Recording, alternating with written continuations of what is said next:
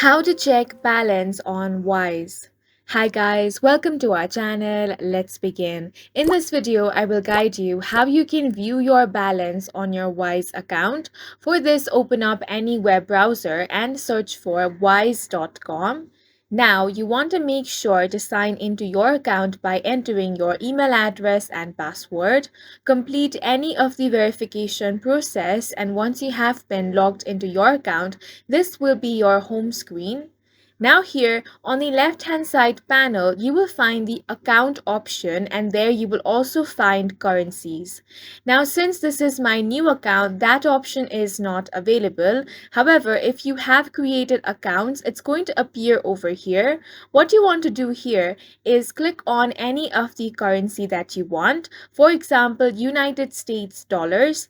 Once you select it, you can very easily view your balance on your account, and in this way you can check out your balance on the Wise account. And that's it for this video. If you found it helpful, please make sure to hit the like button and subscribe for more videos like this.